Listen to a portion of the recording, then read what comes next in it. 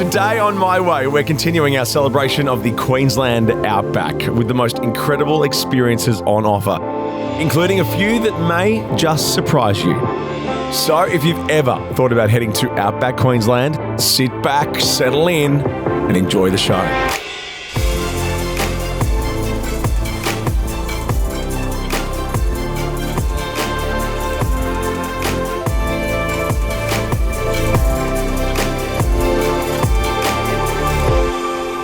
That's all coming up on My Way. On the edge of the Simpson Desert sits one of Australia's most iconic outback pubs, the Birdsville Hotel. Now, you can get here by air service on Rex from Brisbane or Mount Isa, or pack your snacks and take a scenic drive from either city. However you arrive, there is one thing for certain. You'll be greeted with a cold beer and the sweeping beauty of the desert.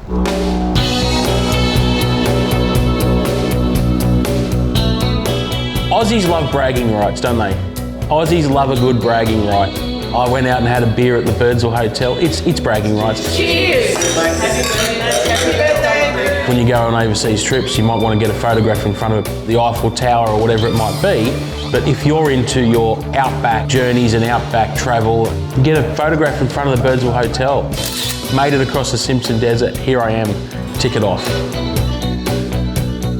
I'm Ben, and this is my outpost.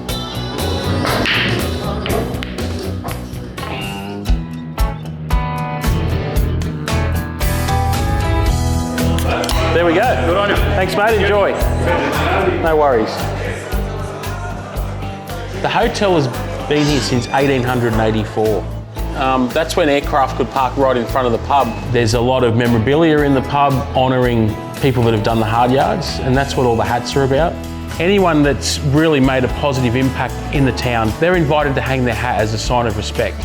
When people walk in this front bar, they're engaged in what we're showing them and providing them. It's an experience. If you don't have that, you're just another pub. Some of them have been up there a really, really long time. Like this old fella here, Gus, I mean, he left here in the end of 2013. But he still pops back every now and then, and I want him to know that his cooler's ready to go. You know, little things like that make the difference. And Ben's story fits right in. As a young lad, he wandered in for a quick beer and ended up staying for 20 years. The first time I ever came to Birdsville, we camped at the caravan park. Yeah, we walked across this flat here and looked across, and I said to my mate, I went, well, we finally made it. As a young fella, yeah, I remember walking in this front door right here behind us and looking around and going, wow, it's a feeling of, you feel like you belong in the place and everybody feels equal. And for me, that was a deciding point that I want to spend more time in Birdsville. Definitely the community and the camaraderie and the adventure is what I love about Birdsville. There's never a dull moment. There's always an adventure on of some type. G'day guys. Welcome to Big Red. I enjoy getting out and doing the four-wheel drive buses on Big Red every now and then. I try and do that a couple of times a week because there's something about that sandhill, and I witness it every day. Everyone just kind of goes a bit quiet when the sun sets, and it's just a really, really peaceful place. You realise you've just been, you know, one speck out there on the edge of the Simpson Desert with all of this space around you. And a lot of the times people come out and they go, wow, this is amazing. We just didn't know that places like this existed.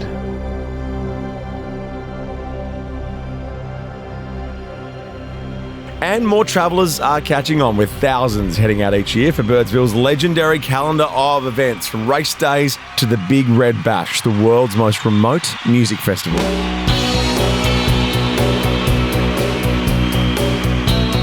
It is pretty remote, there's no doubt about that, but the location makes it. I mean, one of the highlights for me in my time in Birdsville was standing backstage, Midnight Oil, singing Beds Are Burning. The sun was setting, but there was a full moon rising at the same time on the other side.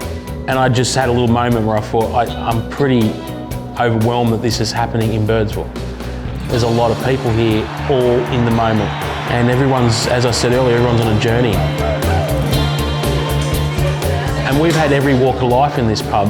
We've had every type of musician you could possibly imagine, a number of prime ministers, governor generals, people from all over the world. But when they walk in this front door, they are actually all on the same journey.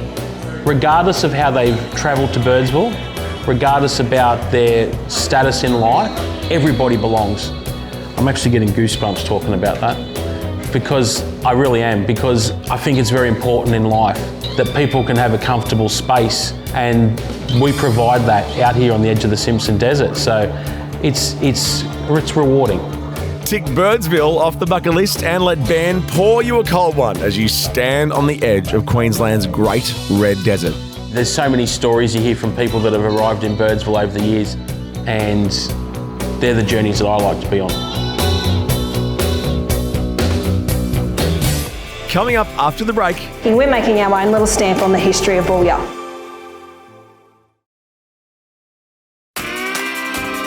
Welcome back to this special episode of My Way, where we're celebrating Outback Queensland, including the town of Boulia, which you can get to via Winton or Mount Isa, or if you're coming from Alice Springs, through the Outback Way. And here you'll find the race event of the year. The distance-wise, we are the longest camel race in Australia, and prize money-wise, we are the richest camel race in Australia. So we're pretty happy to boast that as our little hero, and yeah, it's our little claim to fame for out here in Boulia. We're the girls from Boulia. And this is our race.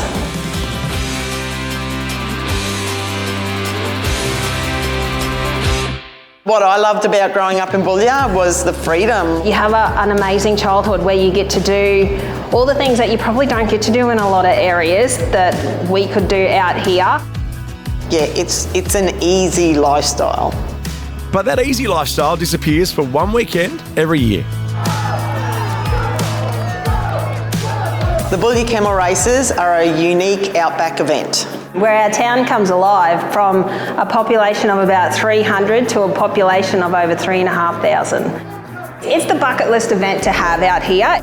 We thrive off that bogan sort of theme with it too, so it's the event to come out back, enjoy our Aussie run, fun-filled, just event really. We have camels and trainers that come from all over Australia. They start training their camels pretty much all year round, a lot of them, because they work with them to get that trust with the animal, and that the jockeys then get used to the animal, and then again, but on the day it can all go out the window because a camel is pretty unpredictable. We've had camels before that have turned around and then decided, nah, we know what we're doing, and then turn back around and take off and then won the race. Oh, mate, she's bloody bonza. You can't get enough of this, can you? Beers, chips, hamburgers and camels. How much more does a bloke need? It's something for everyone. So you can come out to our camel races and not even watch a camel race if you don't want to. So there's on-track entertainment, there's camel tagging, there's camel racing, there's truck pulls, there's tug-of-wars, there's yabby races. Pretty much, you name it, we've pretty much nearly got it. So it's the event with everything. And while the camels steal the spotlight, it's the local women behind the scenes who keep the wheels turning and the camels charging. Prep for the Boulia Camel Races, you start the day the camel races finish. Start prepping for the next year. Usually Muffy's telling me then, I've got a list. Yeah, I've got a list, don't worry. I've been 18 years on the Camel Races Committee, and I've worked with some amazing committees all throughout. This is our first with an all-girl sort of group with us, and yeah, go girls. We're all going to be here for the cow cutter, and you're all going to be at the same time. Right here's the line. So our kids out here, they are just as much involved with camel races as we are. With Boulia being a small town, we have no childcare out here, so it's either we're like a package deal. If we come, they come with us. They like to put their 2 cents in. We need a new cartoon for next year. What do you think should be on it, Amber? Us. Actually, that is kind of cool. Yeah, all us hanging up the helicopter. Why I love to do it and I keep coming back doing it is it's just, it's a part of Boulia, and I love Boulia. and I really do love to stand back and watch how big the crowd is and to watch how much fun they're having, that you can then think to yourself, I was a part of that. Like, so a group of women running this huge event, I feel proud. Like, I contribute to that event, which will happen again next year, and then hopefully the year after and the year after that. So, yeah. We're making our own little stamp on the history of Boulia, so that even then when we're long gone, we've still got our little stamp here. Come and visit Boulia any time of year, but if you want to catch the action, make sure you're here in July for the famous Boulia camel races. Now, to grab your tickets, jump onto the website or head to queensland.com. The saying is, out here, there's not much to see, but you've got to come and see it. Yeah.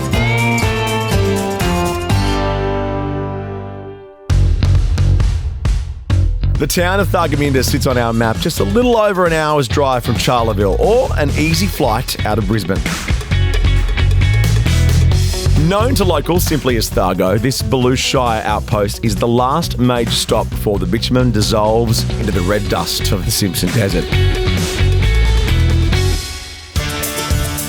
In 1898, Thargomindah made global history, becoming the first town in Australia and the third only in the world to use artisan water pressure to generate hydroelectricity for street lighting.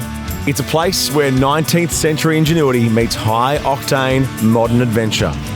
But while the town's history is fixed in stone and mud brick, its current energy is fueled by petrol and adrenaline. Desert Gateway Dirt Bike Tours has turned Thargo into a pilgrimage site for off-road enthusiasts.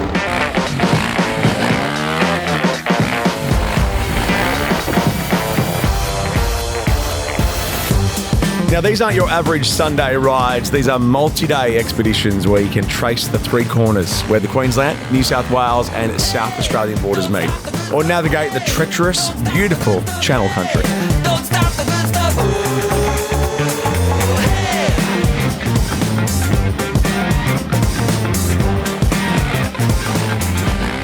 Whether you're kicking up dust on a 7-day trek to iconic outback pubs or pushing through sandy deserts and vast open plains, it is the ultimate way to feel the scale of the landscape. But for all this rugged reputation, Thargomindah has a surprisingly delicate side. Now, if you time your visit between July and September, after the winter rains, the red earth is smothered in a carpet of wildflowers. Even a simple stroll along the Boulia River at sunset reveals a hidden lushness to enamor even the most experienced nature lover. So if you're looking to spend your mornings learning about Victorian-era physics and your afternoons navigating sand dunes on two wheels, all while surrounded by some of the most resilient flora on the planet, well, jump online to find out more. Later in the show, you can't transport this landscape to somewhere else. But after the break, everyone wants to leave a legacy, but this one found us.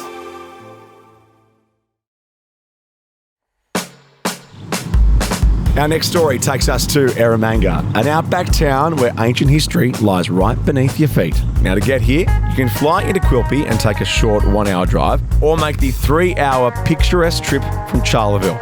Once you arrive, check out these incredible dinosaurs for yourself, or grab a shovel and see what's still waiting to be uncovered.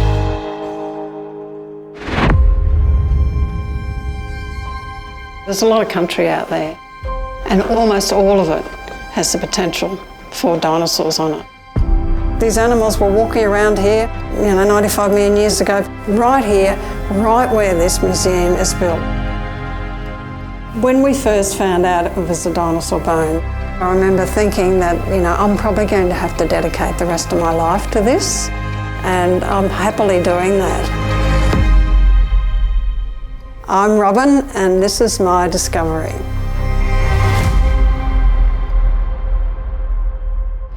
No one expects to find a 95 million-year-old secret in their backyard, but for one family in the quiet town of Eromanga, an ordinary day unearthed an extraordinary discovery that changed their world forever.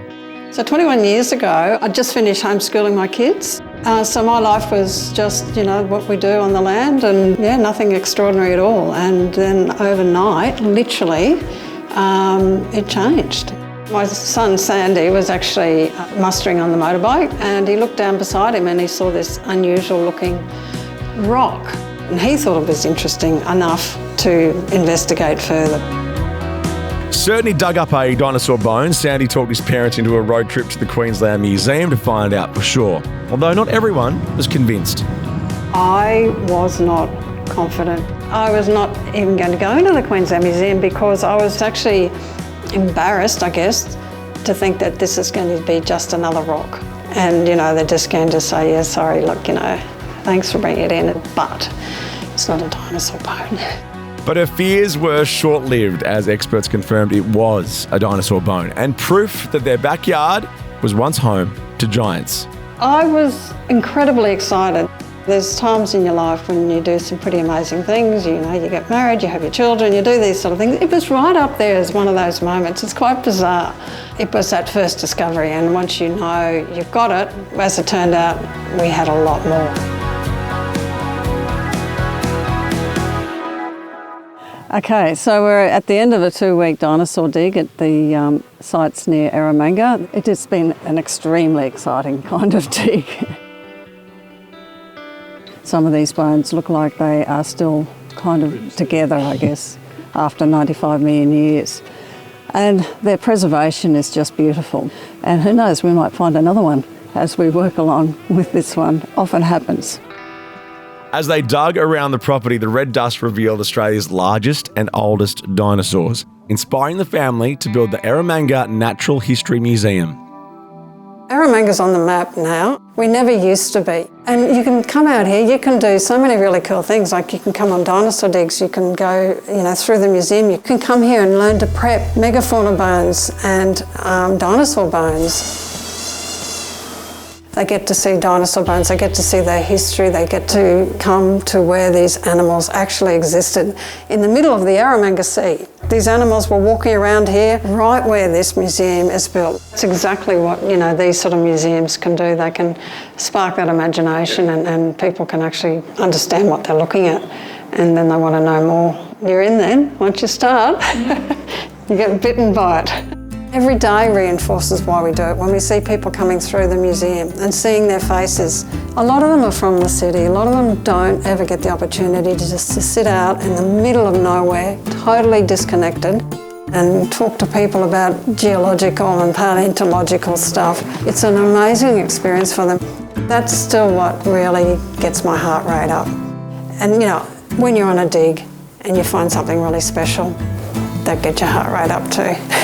And with sites still being unearthed from Eromanga to Whitton's Australian Age of Dinosaurs, the southwest region has become the epicentre of dinosaur discovery. So if you can imagine being out in the paddock and finding this, your first thought's going to be dinosaur as well. And there's dozens, literally dozens of sites right across the whole of the southwest. Queensland itself has got the lion's share of the dinosaur fossils, so we've got a lot of really cool stuff here, and we've got a lot of it. These collections are located where the discoveries are being found. And I think it's really important to keep these bones here because they belong here, and they belong to Eromanga and the surrounding region. So you've just got to come out and experience it, and you'll experience it where it was happening. Step onto the red dust at Eromanga and feel the rumble of Australia's ancient giants beneath your feet. You never know what you might uncover. It's quite extraordinary to think, like Sandy at 14 picked up that piece, and that changed everything, obviously. Everyone wants to leave a legacy, but this one found us, and that's something that all these discoveries will leave for generations to come. Coming up next. It's water that's never been touched for up to millions of years, so it's very pristine, very pure.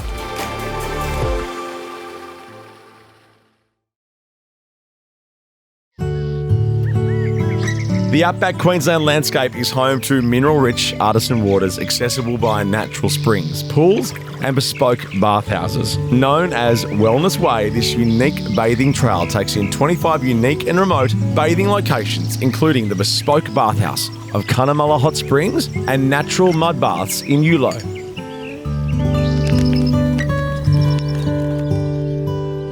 Kick off your bathing bliss with air services to Cunnamulla, or drive via Brisbane or Charleville and let the journey through the wide open landscapes prepare you for the serenity that awaits.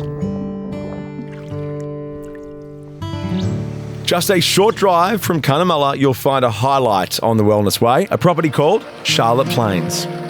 Look, Charlotte Plains, I just find a magical property.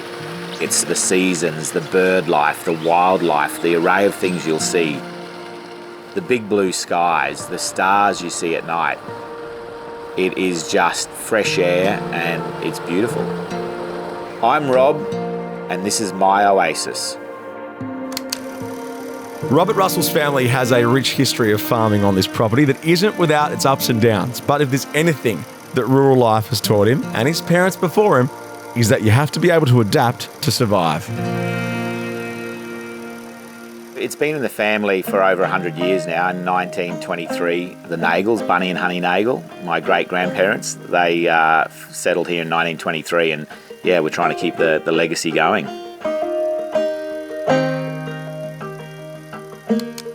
Properties like Charlotte Plains were hugely prosperous back in the 40s and 50s.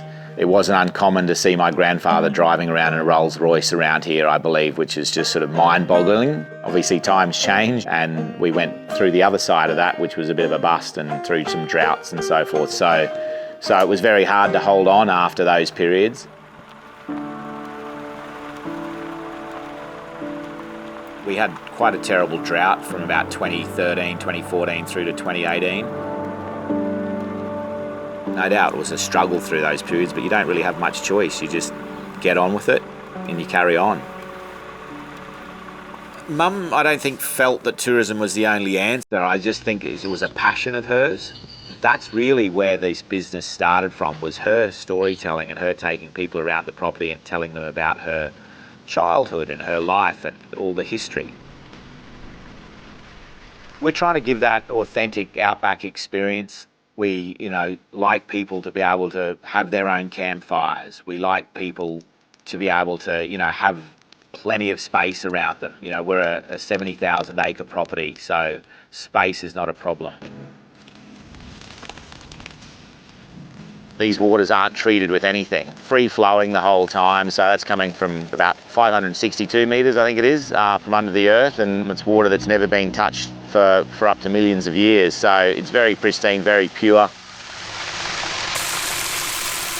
Sitting in a bath at night time is quite incredible. It's actually just very peaceful, which is the contrast to the city. If you're having a bath by day, you'll just hear the bird life. It's really tranquil.